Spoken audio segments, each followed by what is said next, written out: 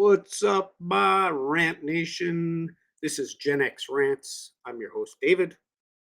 I am a Generation X, a younger one, admittedly. I'm on the cusp of hitting that in between time, as I've said before. But, what can I say?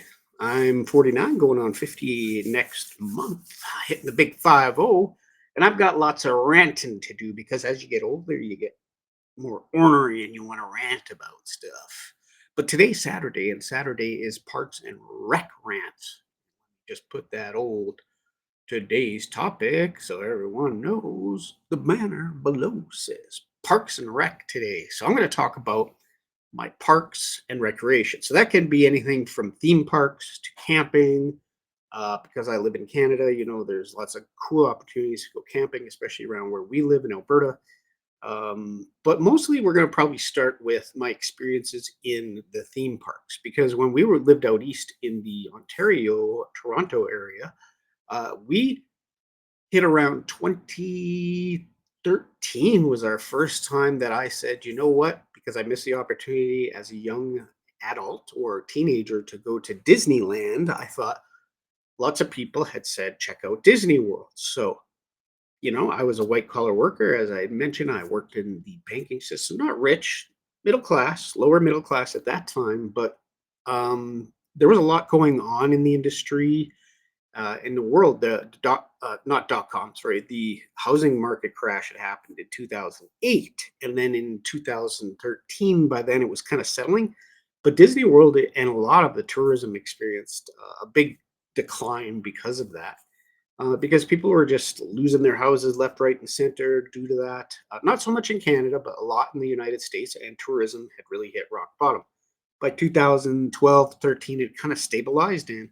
But Disney was still doing a lot of deals, and this is just to set like a preference. So Disney World was doing a lot of what they called free dining, and at that time, free dining, quick dining, just for those that didn't know, at that time included uh, per person, you would get your two quick dining. So that means you could go to any of like the quick dining restaurants. You could get a meal from that. Didn't matter the cost as long as it was on the menu. They'd have a little icon that showed you. At that time, I believe there was four snacks per day. I believe that started off that first year as four snacks, and you would get a complimentary because you were staying. In order to get the quick dining, you had to stay in their hotels. So we didn't have quick dining at that time. That's the first time we went. I apologize, I'm getting my 2 years mixed up. That was 2015. 2013, we had gone for 4 days and I think 5 nights, and we'd stayed outside of the park, and just bought tickets to go inside and paid for parking and stuff. So back then, I think for five of us, because my mother had come, we paid. Oh, the funny thing is, our dollar was nearly on par at the time, the Canadian dollar. So I think we paid like for five people, maybe $1,400 roughly for tickets. And I thought that was expensive at that time. And then the hotel wasn't too bad. It was about 150 per night for the five of us. We stayed at a nice little outdoor resort type thing. And we paid for our meals. We went outside. Parking was, I think, $20 US at the time. Um, so the total trip with flight at the time for five people, because we got some pretty good deals on flights, was about Canadian under 5,000. I think it was about $4,700 Canadian. So you could say, well, wow, that's still pretty expensive. Yeah, it was a big trip. There's five of us going. We did about 4 days, 5 nights. We saw Disney World and we fell in love. It was really nice. It was lots of stuff to do. You felt that Disney kind of experience when you went, and so we were kind of hooked. And I said, my daughters were about 5 and 6 at the time because they're not too far apart, and they really loved it. We kind of made some really good memories with that. So the next time we went, which was the Disney dining plan, was 2015, and we decided to give a try. And I did tons and tons of research at the time because I was crunching numbers. We decided to give it a try again because 2 years later, 2015, we decided to give it another shot. This time we were going to stay in the parks and we were going to stay at the hotels in the park. So by doing that and getting the free dining, quick dining plan, we stayed at the Pop Century at the time. And it was a way different experience because from the time you landed, they had what was called Magical Express. It was complimentary, it was free. So we went from the Orlando airport, jumped on, like, there was this special spot in the corner downstairs that Disney had owned. It was in the corner. You had your ticket. They scanned your ticket for your hotel. They knew you were there. You jumped on this bus. This bus was like nice. It was luxurious, air conditioned. The guy took your bags, put it underneath.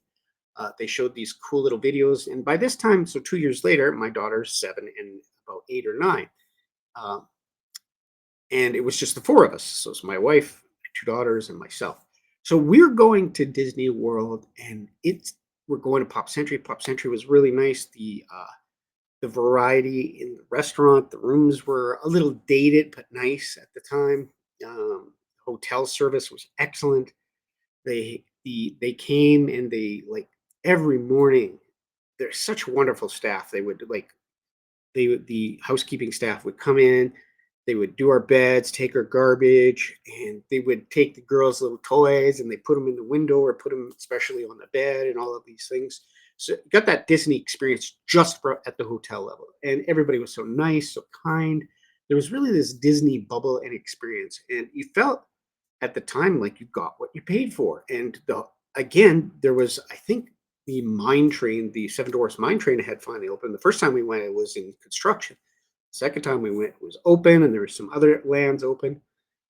I don't remember there being any walls up when we went 2015. There might have been one like construction wall up for something, but I don't recall for what. But we went, and at that time, park hopper was also a deal. So park hopper wasn't very expensive. So jumping from park to park, we did that. So, and I studied a lot. I really went on the websites and I checked out, hey, like, what is the best way to have our experience? At the time, they had what was called Fast Pass. If you stayed inside the hotel, you could get in early in the park and stay late at the park. Um, you also get fast passes earlier than everybody. You book that all online. So we got our fast passes going, and that was ahead of time. I think it was like if you were in the hotel, you got it 3 months ahead of time. You could pick all your fast passes, free fast passes, complimentary fast passes. So that would be like what you consider the e-ticket rides. You can only get one a day for certain tiers. It was a little bit complicated till I figured out like how it exactly worked. And then I used the planner to plan all of our destinations because at that time, because the way Disney was shaped, because of all the years of tracking they had. One of the websites, I can't remember call the name. Probably you guys might know what I'm talking about in the chat, but it would track like every day and estimate. Okay, you're going this time of year, this week of the year, this day. This park will be this busy. This ride will probably take this long, and you were able to like. I was a big planner at that time, so we planned out our day pretty much from start to end, including the fast passes, including the times we ate. Went with the tip, which was when it hits about like 1 o'clock, it gets super hot in Florida, super muggy, super sticky. Go back to your hotel, take a break, eat your lunch at the hotel, and relax. Go in the pool, and then go back about 4 or 5 to the park and enjoy the rest of your day. So you had this nice little gap, which I called the rest gap. Every day we would do that. So that was a lot of planning. That was 2015, and man, the free dining package was an awesome, awesome deal. And it really made the experience even better. So with the four of us at the time, prices went a little higher, but we really went out with the free fast passes, the complimentary Magical Express, and of course the quick dining plan. I think I paid like $4,000 for 8 days at the time, and that was Canadian.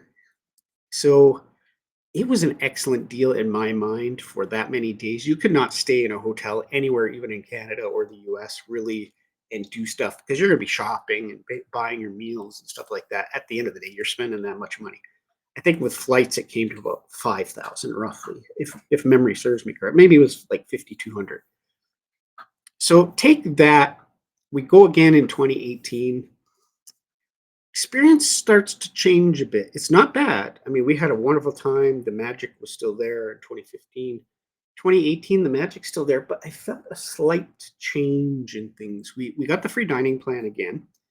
Um, we were excited. We went for 9 days this time. I think, yeah, 9 days, and the price was probably about $5,500. We got the free dining again. Experience was a little different because we didn't stay in Pop Century. We stayed in one of the little bit lower tiered resorts at that time. So the experience was a bit different. It wasn't because it was terrible, but I started to notice changes because the first two times we went, like the options for food, for example, were excellent. There was like all types of good food. The snacks were like, take example, for example, the ice cream bars. You could get the Mickey, but you could also get like three different or four different flavors of popsicles and stuff like that, like the orange one or the strawberry or et cetera, et cetera. So you get a good variety. But by 2018, those varieties shrank by about 25%. I noticed that the service, when it came to the food quality, started to drop slightly. Like it wasn't quite as good as last time. Not terrible. I still thought we got our money's worth at that time. And then what Disney did was, while we were nearing the end of our vacation that time, they sent a notification, an email to me that said, "We'll give you next year at the same time for the exact same price you've just paid now. We get free dining." And I was like, "This can't be for real. This is excellent." I thought, but usually it takes you a couple of years to save up that much money to go again. But I thought, we were in love. My wife was working at the time too, so it wasn't just me. We had a little more free income, and I said, "Let's do it again." Because I said, for that deal, the thing about it is you just have to put a deposit.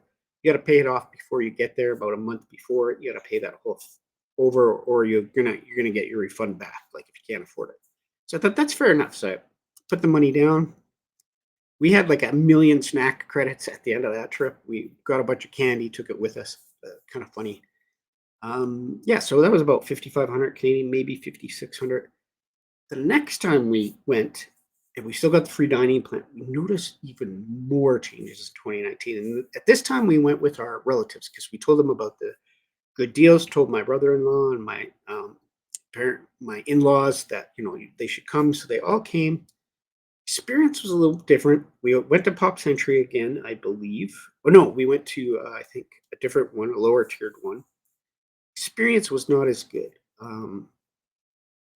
The parks were becoming extremely crowded. I think people's income was getting freed up. We found that we did the not so scary Halloween. We tried it for one night. We witnessed a lady, a cast member, get knocked over and was sprawled out from somebody that had hit them. And we noticed this as well, that there was a lot of the scooters around. Now, I'm not here to judge. This is my opinion. But I noticed a pattern with the scooters, that it was just, and I'm no thin person. I was very overweight at the time, but I noticed most of the people in those scooters didn't look disabled, they looked overweight. So because they couldn't walk and they felt that you could just rent a scooter, there was no medical reason for it. You could just rent a scooter. So we saw scooters all over the place, nearly hitting baby strollers, billions of strollers. Basically, the park became more and more and more packed. And then as well, the service like really dropped. So now they went from all of those options on, let's say, the dessert, right, for the popsicles. There was only like two. There's a Mickey bar and one other option. And I'm not talking just in the dining plan. I'm talking just in general, like for ice cream options. And then all their other things started to shrink too. They took away. They were beginning to remove choices. The food quality dropped. I think that here quite significantly. We noticed as well. Lasagna wasn't good at the quick dining. The pizza seemed mediocre. Like things really dropped, and the prices were really starting to edge up. Not for us, but for our in-laws. So once again, and we went 2 years later, and that was, I think, just before COVID hit. And then we went one more time. I think we did a total of six altogether. The time after COVID was just the deal breaker because at that time they had removed Magical Express. So you had to get an Uber. The the airport was just packed with people trying to get taxis and Uber. It was a gong show. It was crazy. It was like cattle being herded everywhere. The hotel quality was drastically less. They did not come and empty the garbages in our room daily. They did not change our sheets in our bed or make our beds. Nothing was done at that time. And you can blame COVID, but I think they were trying to cut costs. And it really was noticeable. And the quality and the workers seemed grumpy, disgruntled. I mean, they had attitudes, and just the magic was just really going away. And then the last time we went, I just decided I'm not going anymore because the prices had skyrocketed. It was nearly double the last time we went than the first time we went. And you could say, well, inflation, Dave, but the quality of what you got went way down. So I'm talking like the quality. I said, oh yeah, like the quality just dropped like a rock. So we decided to try. So that was the last time we went to Disney World was 2.5 years ago. That was our park experience. Well, then we decided we had a little income after selling our house and moving to Alberta. Well, let's give a try to Universal Studios. And of course, we're in Alberta now, so it's a lot farther to fly. So we gave it a shot. Universal Studios, and I know a lot of people love it, was definitely for, I'm going to say, the teenage and younger crowd. Sorry, teenage young adult crowd. And for people that are very fit. So what I mean by that is when you walk through Disney World, you'll see a lot of families with small kids, a lot of overweight people, a lot of uh, you know dual incomes, no kids, like Disney people. And I'm not trying to criticize, but there is a pattern you kind of see, like, yeah. And I'm no spring chicken. I'm not thin, but began to notice a significant difference between the two parks and the rides that were in. I'd lost quite a bit of weight by that time when we went to Universal Studios for the first time. But there was a couple of rides that the harnesses wouldn't quite go on me. So again, it was for fit younger people.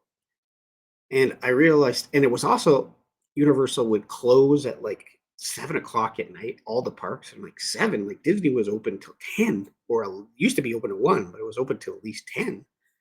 So the experience at Universal was okay. I'd give it like a 6 out of 10 when we went. It wasn't terrible. The hotel was pretty good, though. We had like these little, I think they were like dust ants or something. They weren't a big nuisance, but it was kind of noticeable in our hotel room.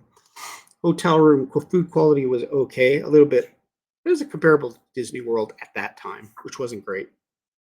Cost though was definitely, I think, on par with Disney or a little cheaper. Food there was expensive, and so was, I would say, they were definitely just as expensive as Disney for any souvenir or clothes and stuff like that. So, but the ticket and the hotel were way cheaper. And I've been beginning to price out lately because, of course, I can't afford it. I've been working for 18 months. Thank you, Canada, by the way.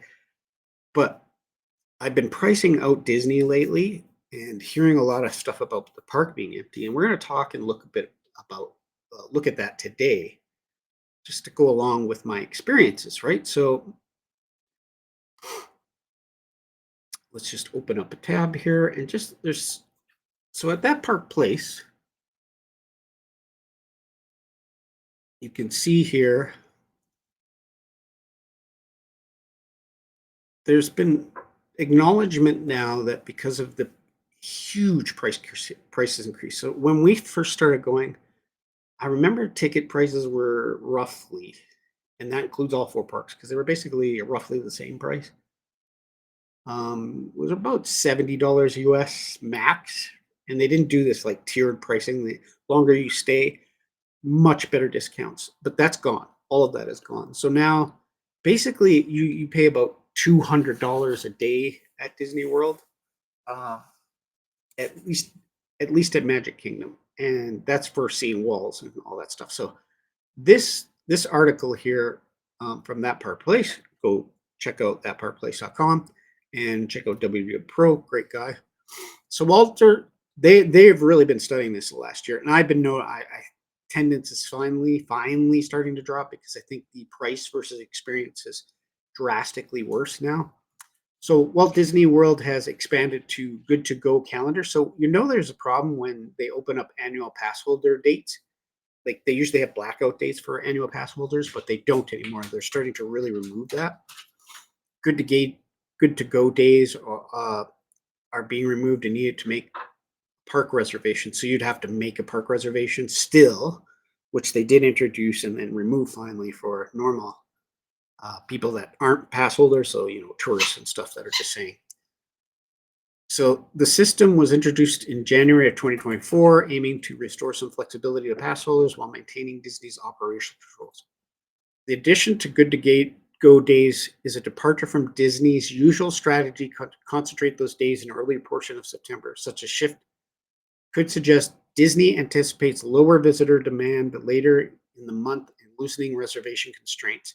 So basically, Disney World does not like their annual pass holders. To them, they're not revenue generating. They're just basically because you can come into the park basically whenever you want, depending on your pass holder level, and you don't have to buy food. You can just go ride the rides and leave. You don't have to buy like you're not kind of feeling the pressure to buy anything. But Disney wants people to purchase food and the souvenirs because that's where they make 95% of their income, right? They don't care about anything else but that. And they want you to stay longer so you spend more. So, but they've also hugely increased their park prices along with their hotel prices. And I can tell you right away, if we go book, let's just quickly go to disneyworld.com and I'll show you as a Canadian how terrible it is. Okay, so let's pretend we're gonna let's throw in their special offers just to be fair. This is from a Canadian perspective. Oh, look at that. So you got Canada residents. So it knows I'm Canadian because of my ID locked in here. Save 25% more on 4 days or longer with Disney. So that's just the theme park tickets. And I don't care about that because we want to stay, right? Canadian residents save up to 25%. Now you look at the days, it's only next year. Okay, so let's pretend Dave won the lotto and Dave's going to take a family of four. See, free dining plan is only 3 to 9. It's a joke. Kids are 3 to 9 to them. So let's do that. That looks like the best deal. Now we're check availability, and you're going to see you're going to probably jaw will drop. So let's March is holiday, so let's just do 21st. Now I'm going to put down what I would normally. Let's just do 21st, 28th. We'll do 4 adults because my family's all adults, and you're an adult, by the way, once you pass 9 years old to them, which is ridiculous, but it is the way. Let's have a coffee. While this thing loads.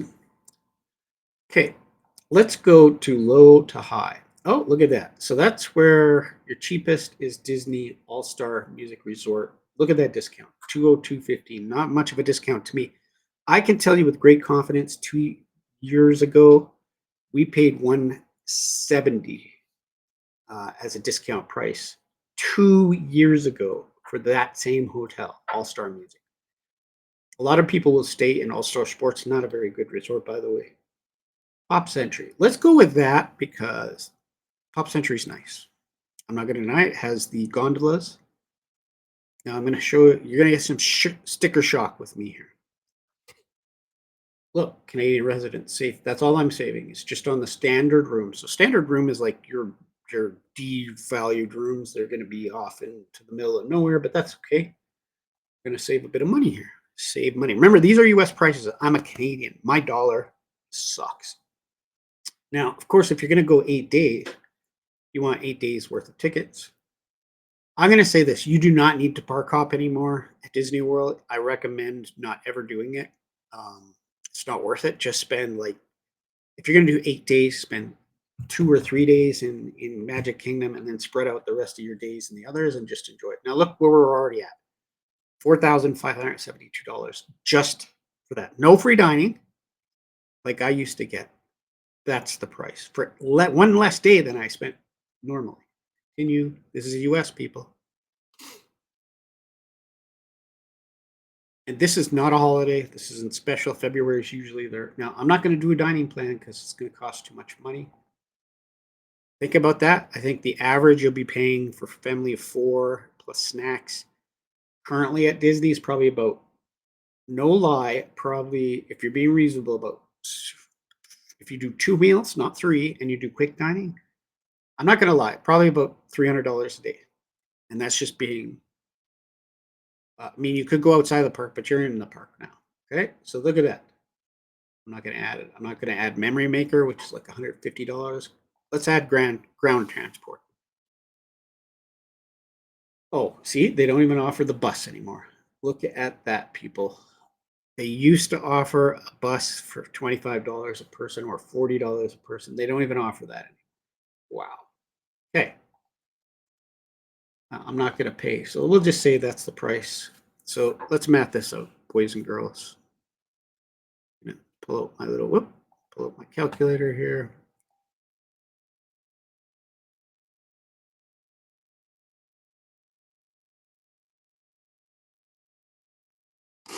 All right. 45, 72, 93, right? Okay, well, let's just be 2080 per day times 8 days. That's for food. I guarantee you nowadays it's about 3,000 for flights. 3,000 for flights, Canadian. But let's quickly do US to CAD or CAD. Yeah, USD to CAD right now. Converter. Whoa, that's terrible. So look at how poor our dollar is doing right now. That. There you go. $9,498.33 plus flights. Let's just round that up. Oh, plus you got to pay like a tip for your lovely people. So let's just add 250, right? Plus for 8 days, $12,750 Disney World costs now. I'm not impressed. So we've gone from 4,700, or let's just go my higher trip last 5,800 with flights. More than doubled the price to go to Disney World. That's my rant for today, people. How ridiculous is that? People, don't go to Disney World. They're left woke, crazy bunch of people now. They don't deserve your business. Go to Epic Universe. You'll save, if you're a Canadian, I guarantee you'll save about 3 grand, if not more. Probably more than that at this point, going to Universal Studios, because Epic, I'd love to check out. Looks fun, looks good. Universal's on the right track.